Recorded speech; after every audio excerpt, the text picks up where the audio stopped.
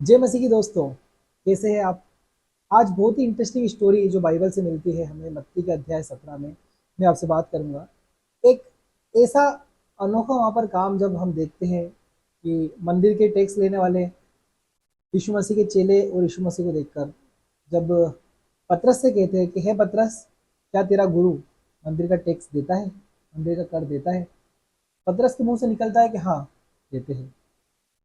शायद उसे एकदम से नहीं पता होगा कि शायद देते हैं या नहीं देते, पर उसने कहा कि हाँ, देते हैं। अब जो ही वो बोलता है उसके बाद में जब पतरस यीशु मसीह के पास जाते हैं तो यीशु मसीह उसके हाल को जानकर कहते हैं कि हे पतरस, तू ये बता, क्या राजा कर जो टैक्स होता है वो अपने बच्चों से लेते हैं या अपनी प्रजा से। पतरस कहता है कि ऑफ कोर्स प्रजा से लेते हैं। तो यीशु मसीह कहते हैं कि फिर बेटा जो है वो बच गया, क्योंकि यीशु मसीह खुद परमेश्वर के बेटे थे, तो उनको कोई टैक्स देने की आवश्यकता नहीं थी। पर फिर भी यीशु मसीह ने कहा कि उन लोगों के विश्वास को ठोकर न लगे, इसलिए तू जा, अपनी बंसी, जो कि हम मछली पकड़ने की जो नौक होती है उसको बंसी कहते हैं, अपनी बंसी उठा और बंसी डाल नदी में, और जो मछली पहले निकलेगी तो उसका मुंह खोलना, उसके मुंह में तुझे एक सिक्का मिलेगा। अगर हम उसका ट्रांसलेट देखें तो उसमें चांदी का सिक्का है, और उसका लगभग 2 दिन की मजदूरी बराबर उसका एक मोल था।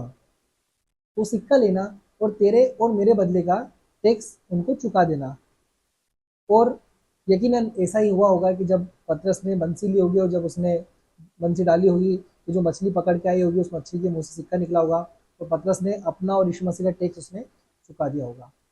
तो मेरे दोस्तों, इससे हम ये सीखते हैं कि यीशु मसीह हमारी फाइनेंशियल नीड को जानता है। यीशु मसीह को भी मालूम है कि मुझे भी टैक्स देना है, मुझे भी जो नीड्स है, जो हमारे देश के रूल्स है, नियम है, गवर्नमेंट के जो रूल्स है, उन सब का हमको पालन करना है। उस समय के जो रूल्स थे उसका यीशु मसीह ने पालन किया। एक और वाक्य हम देखते हैं जहाँ पर यीशु मसीह को सदूकी फरीसियों ने घेर लिया और उन्होंने कहा कि हम यीशु को किसी प्रकार से पकड़ेंगे, किसी न किसी प्रकार में हम उसमें बाद में त्रुटि को पाएंगे, हम यीशु मसीह को घेर लेंगे। तो उन्होंने क्या करा, भीड़ में यीशु को देखकर कहा कि हे गुरु, तू बता कि हमें राजा को टैक्स देना चाहिए या नहीं, हमें ईश्वर के नाम का टैक्स राजा को देना चाहिए या नहीं।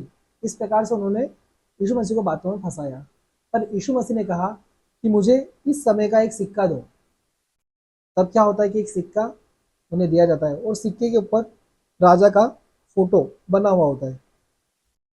तो यीशु मसीह पूरी सभा में पूछते हैं कि ये जो सिक्का है, इस सिक्के पर किसकी मोहर लगी है। तो सब कहते हैं कि यहाँ के राजा की, जो भी उस समय के राजा थे उनकी मोहर लगी है। तो यीशु मसीह ने बहुत प्यारा सा जवाब दिया कि जो राजा का है वो राजा को दो, और जो परमेश्वर का है वो परमेश्वर को दो। इस बात से यीशु मसीह ने एक ऐसा उदाहरण साबित करा जिससे उन सदूकियों फरीसियों को यीशु मसीह पर ब्लेम करने का कोई मौका नहीं मिला। तो ये बुद्धि की बात थी मेरे प्रियो। वैसे ही हम भी जब इस संसार में रहते हैं तो हम जो भी कमाते हैं, यदि हम टैक्स के स्लैब में आते हैं, हमको टैक्स देना चाहिए, हमें टैक्स चोरी नहीं करना चाहिए। हाँ, हमें विश्वास और आशा परमेश्वर पे रखना चाहिए, जो हमारी हर एक नीड को पूरा कर सकता है। मैं विश्वास करता हूँ जितने लोग खराई से, सच्चाई से परमेश्वर को मानते हैं, वो अपना टैक्स, अपना कर जरूर चुकाएंगे। परमेश्वर का धन्यवाद हो, आप सभी का धन्यवाद। हमारे इस यूट्यूब चैनल को आप और भी सब्सक्राइब करें, शेयर करें, लाइक करें। Thank you so much. God bless you.